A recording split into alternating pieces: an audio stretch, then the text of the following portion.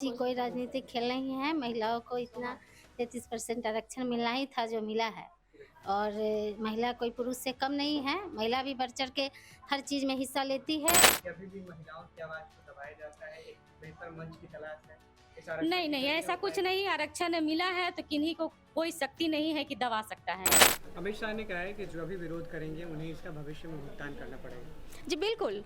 आने वाले दिनों में क्योंकि महिलाएं अब संबल हो चुकी हैं, साक्षर हो चुकी हैं, उनको पता है कि उनके हित के लिए कौन काम कर रहा है, उनके बेहतरी के लिए कौन काम कर रहा है। जो भी उनके हक और हक और अधिकार के बीच में आएंगी, हमारी महिलाएं उनको कभी नहीं बख्शेगी।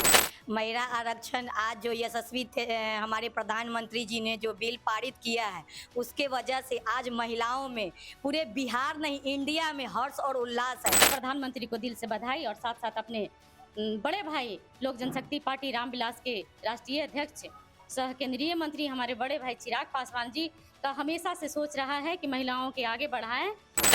राष्ट्रीय अध्यक्ष श्री चिराग पासवान जी को भी मैं बहुत बहुत धन्यवाद दूंगी कि उन्होंने भी बढ़ चढ़ के महिलाओं को भागीदारी दिया। लोकसभा में भी उन्होंने 5 सीट में से 2 सीट महिलाओं को दे के उन्होंने साबित किया कि महिलाएं भी कुछ कर सकती हैं। और महिलाएं हमारे जो लोकसभा में गई हैं, उन्होंने अपना साबित किया है कि महिलाएं भी बढ़ चढ़ के हिस्सा ले सकती हैं और कुछ करके दिखा सकती हैं। सबसे पहले तो आप मीडिया भाइयों को मैं स्वागत करना चाहूंगी कि जो मैं खुशी इजहार करूंगी, हमारी महिलाएं जो खुशियां इजहार करेंगी, वो आप पूरा कैमरा के सामने दिखाइएगा और सारे लोग जानेंगे कि लोक जनशक्ति पार्टी रामविलास की महिलाएं कितना खुश हैं।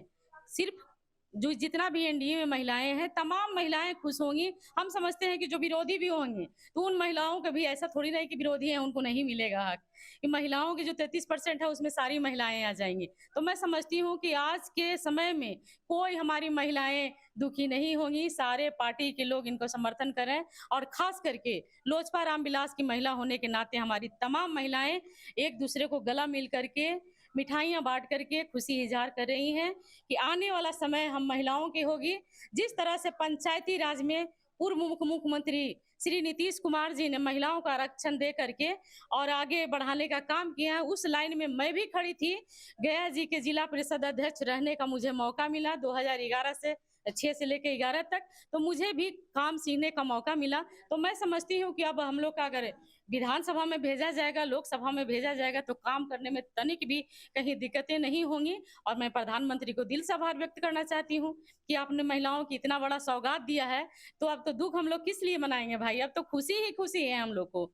इसलिए प्रधानमंत्री को दिल से बधाई और साथ साथ अपने बड़े भाई लोक जनशक्ति पार्टी रामविलास के राष्ट्रीय अध्यक्ष सह केंद्रीय मंत्री हमारे बड़े भाई चिराग पासवान जी का हमेशा से सोच रहा है कि महिलाओं के आगे बढ़ाएं और सदैव उनका हनुमान बताया गया है माननीय प्रधानमंत्री जी का।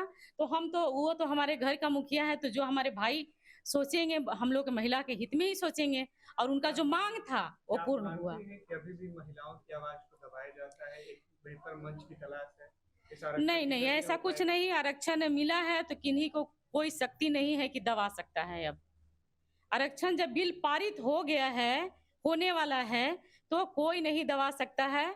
इसलिए आप लोग भी इत्मीनान रहिए कि जब हम लोग काम करेंगे, तो ऐसा नहीं कि हम अपना भाइयों को दबाएँगे, ऐसा आप लोग कभी न कतई नहीं सोचिएगा। इसलिए नहीं, हम नहीं, मेरी सवाल को गाड़ी के 2 समझिए। पहिया है, नहीं, पुरुष मेरी और सवाल को महिला। आप समझे नहीं। जी। अभी तक महिलाएं अपनी आवाज नहीं रख पाती थी, लेकिन इसके माध्यम से क्या अब महिलाओं की जो आवाज है, बाकी जो चीजें होती हैं, वो इसके माध्यम से रखते हैं बिल्कुल, बेहतर हो बिल्कुल। जिस पाएगी। तरह से पंचायती राज में हम लोग खुल करके अपना जिला से लेकर के पंचायत से लेके काम करते थे और खुल के बातों को रखते थे।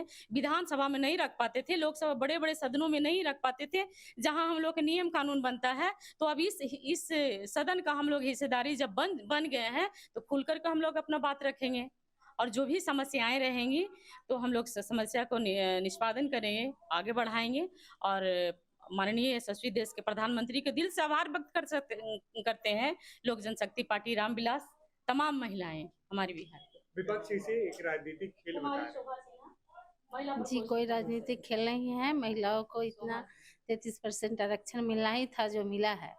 और महिला कोई पुरुष से कम नहीं है, महिला भी बढ़-चढ़ के हर चीज़ में हिस्सा लेती है और लेती रहेंगी। और अभी तो 33% हो गया है हम लोग को, जो सारी महिलाओं में बहुत खुशी की लहर है और हम लोग बहुत ही खुश हैं और दिल से आभार माने बोल रहे हैं प्रधानमंत्री जी को, धन्यवाद दे रहे हैं अपने महिला आरक्षण आज जो यशस्वी थे हमारे प्रधानमंत्री जी ने जो बिल पारित किया है उसके वजह से आज महिलाओं में पूरे बिहार नहीं इंडिया में हर्ष और उल्लास है का पूर्व हमारे जो मुख्यमंत्री रह चुके हैं उनका भी मैं बहुत बहुत धन्यवाद दूंगी और हमारे राष्ट्रीय अध्यक्ष श्री चिराग पासवान जी को भी मैं बहुत बहुत धन्यवाद दूंगी कि उन्होंने भी बढ़ चढ़ के महिलाओं को भागीदारी दिया। लोकसभा में भी उन्होंने 5 सीट में से 2 सीट महिलाओं को दे के उन्होंने साबित किया कि महिलाएं भी कुछ कर सकती हैं और महिलाएं हमारे जो लोकसभा में गई हैं उन्होंने अपना साबित किया है कि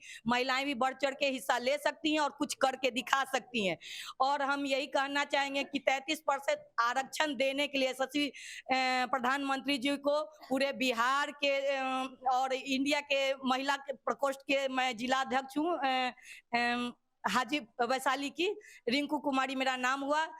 अपने जिला अध्यक्ष के नाते बहुत बहुत आभार प्रदान करती हूँ और बधाई देती हूँ सर को कि ऐसे ही महिलाओं पे और मैम महिला सुरक्षा को लेकर हमेशा से सवाल उठते रहे, बिहार में भी आपने कई ऐसे मामले देखे।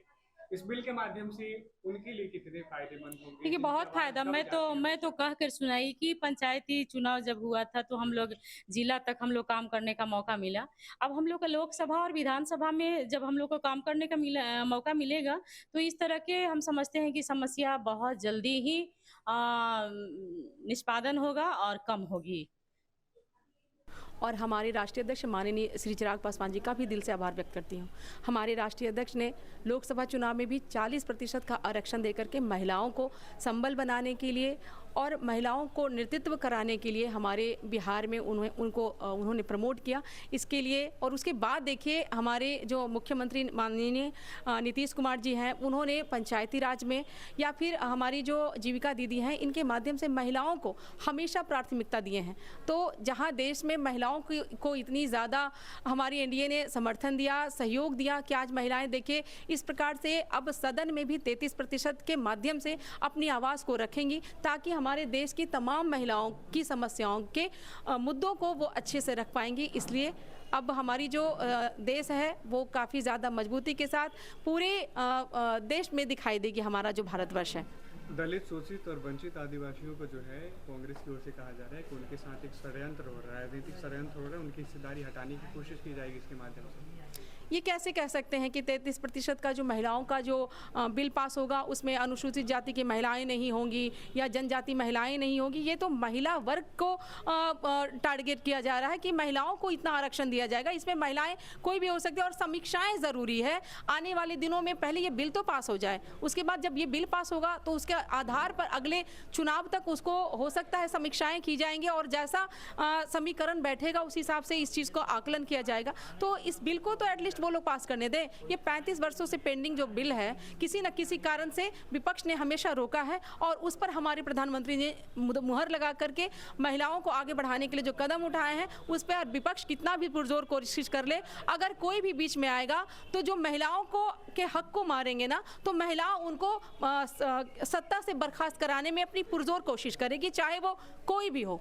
अमित शाह ने कहा है कि जो भी विरोध करेंगे उन्हें इसका भविष्य में भुगतान करना पड़ेगा। जी बिल्कुल, आने वाले दिनों में क्योंकि महिलाएं अब संबल हो चुकी हैं, साक्षर हो चुकी हैं, उनको पता है कि उनके हित के लिए कौन काम कर रहा है, उनके बेहतरी के लिए कौन काम कर रहा है। जो भी उनके हक और अधिकार के बीच में आएंगी हमारी महिलाएं उनको कभी नहीं बख्शेगी और जो महिलाएं नकारेंगी वहाँ उनकी सरकार कभी नहीं बन पाएगी, जो भी इस बिल के विरोध में आएंगे।